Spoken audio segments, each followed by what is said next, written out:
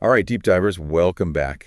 Today we are putting on our future goggles, I guess you could say, Yeah, future goggles. and we're going to look into a potential second Trump administration, first 100 days. Right. We've got excerpts here that are laying out his projected plans, and we're here to kind of unpack them and see what it all means. Yeah, Ready to glimpse into this potential future. absolutely. Okay, let's dive in. So it looks like it's a pretty sweeping agenda, covers a lot of ground hits on a lot of familiar themes from his previous administration. Oh yeah. But there are also some new wrinkles in there that could have some pretty significant implications. Yeah, I see what you mean.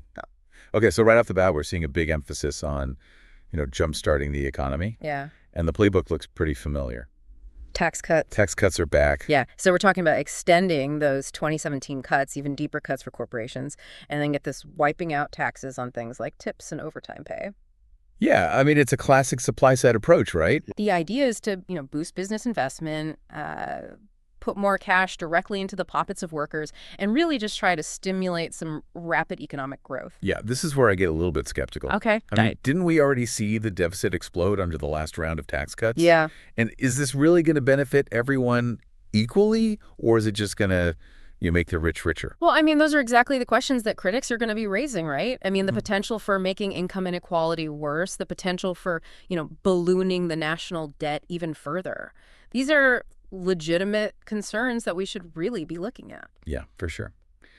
Okay, so moving on, we've got the push for energy dominance. And energy dominance. Which sounds a lot like energy independence from the last administration. Yeah. I mean, the language may have shifted a little bit. Right. But the core strategy is pretty much the same. Unleash domestic energy production. Oil, gas, coal, the whole shebang. Okay. And roll back all those environmental regulations that they see as, burdensome and unnecessary. Okay, so on the surface, I get it. Lower energy costs for consumers, businesses, that sounds good. Right. Reducing our reliance on foreign energy could have strategic benefits. But, what about climate change? Right. How does this vision of energy dominance work with, the increasingly urgent need to move to clean energy? Yeah, that's the million-dollar question, and it's one that these excerpts don't really address. So it's going to be really interesting to see if and how a second Trump administration would try to reconcile those two things. Okay, let's shift gears to another hot-button issue. Okay. Border security and immigration. Right. And spoiler alert, the proposed approach is not subtle. No, they're not mincing words at all. We're talking finishing the border wall, invoking the Alien Enemies Act for, expedited deportations. Wow. Basically creating a system that really puts security and enforcement above everything else. Okay, so the stated goals are restoring law and order and reducing the strain of illegal immigration on the economy. But let's be real. This is going to be incredibly controversial. Oh, yeah, for sure. Invoking the Alien Enemies Act. That's a big one. That's a huge move. What does that even mean? What's the historical context there? So the Alien Enemies Act goes all the way back to 1798. Wow. And it basically gives the president really broad powers to detain and deport non-citizens that they deem a threat during wartime. Okay. Now, using it in this context, against people crossing the border, this is unprecedented. Wow. Raises a lot of questions about, the potential for abuse, erosion of due process. For sure. Yeah. All right, moving on, we've got some proposed changes to the federal workforce that kind of caught my eye. Okay. Specifically, this thing called a Schedule F executive order. Oh, yeah. I'll be honest, I don't really know a lot about this one. Okay, so this is an interesting one. Yeah. Basically, it's designed to reclassify certain federal employees. Okay. So moving them from the career civil service to at-will positions. Oh. And the stated goal is to streamline government operations, cut down on bureaucratic red tape, and make sure that federal workers are really aligned with the administration's policy goals. So it sounds like a pretty big shakeup of the federal bureaucracy. It is. But I'm wondering, could there be some unintended consequences here?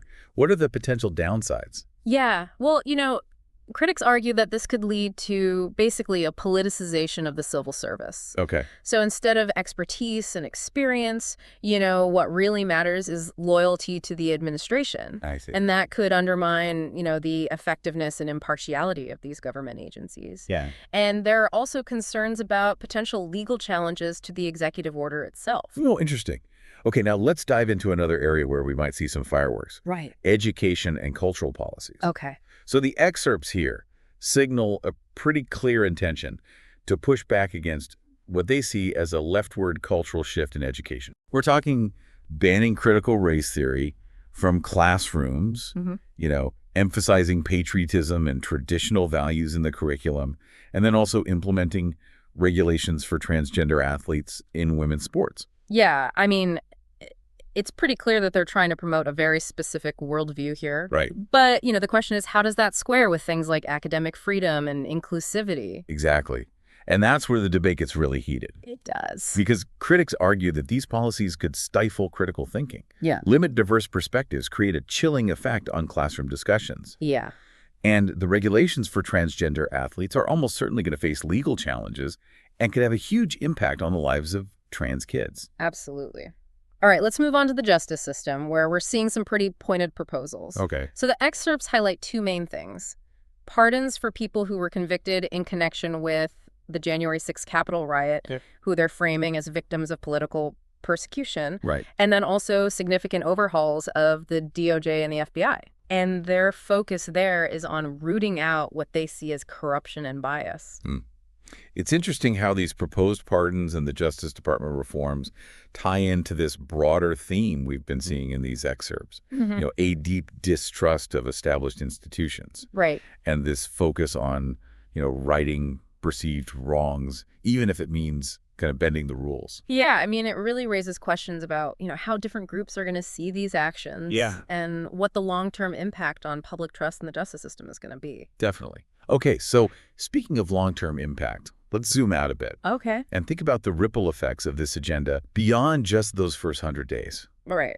So we're not just talking about policy shifts here. No. We're talking about a potential paradigm shift that could reshape the American political and social landscape for years. Exactly. So let's play this out a bit. If this agenda were to actually happen, what kind of future are we looking at? Right. What are some of the scenarios that could play out after those initial 100 days? Well, it's impossible to know for sure. Sure. But based on what we're seeing here, we can kind of sketch out a few potential paths. Okay.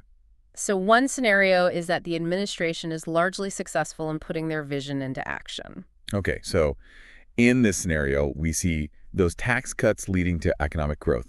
Job creation is going up. Yeah. There's this renewed sense of optimism and national pride.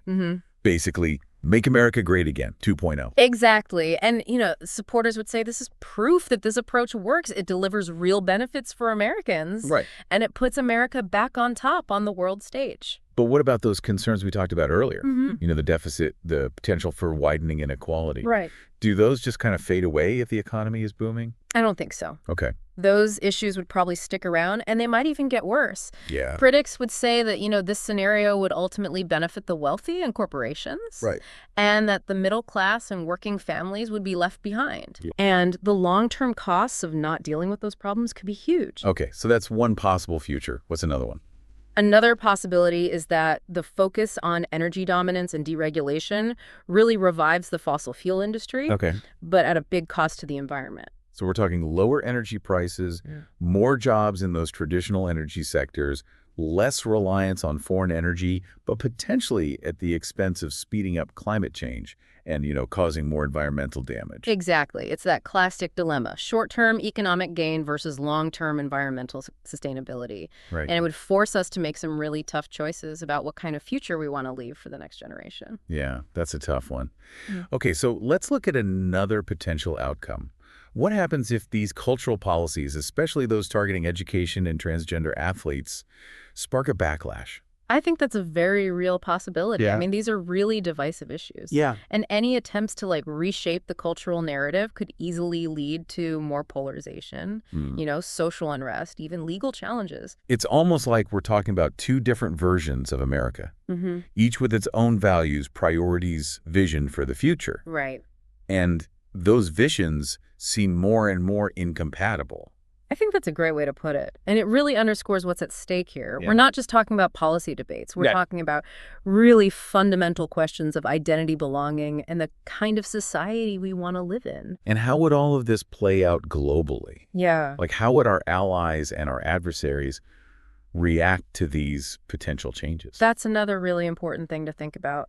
So, for example, the America First approach to trade, with all those tariffs and protectionist policies, could really strain relations with key trading partners and even spark trade wars. Wow. And then, the administration's stance on climate change, on human rights, that could alienate allies and embolden adversaries. It's like a domino effect. It is. One action leads to another and another, both intended and unintended consequences. I think it's really hard to predict where things are going to end up. Exactly. And that's why it's so important to think systemically, to consider how all these issues are connected, and to recognize that even what seem like small policy choices can have really far-reaching and often unpredictable consequences. This is a lot to think about. It is. But that's why we're here, right? That's right.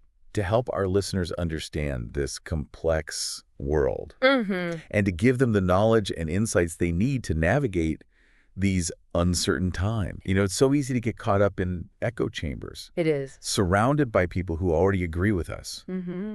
But real understanding, real progress comes from talking to people who see things differently. Absolutely. Who challenge us to think critically and to question our own beliefs. I completely agree. And that's where independent media comes in. Yeah. Platforms that prioritize reasoned discussion and a wide range of viewpoints. They create a space for those important conversations to happen. Right. For those different voices to be heard. That makes me think of a podcast I recently discovered called Standing in the Gaps. Oh, yeah. I've heard of them. They're doing some amazing work.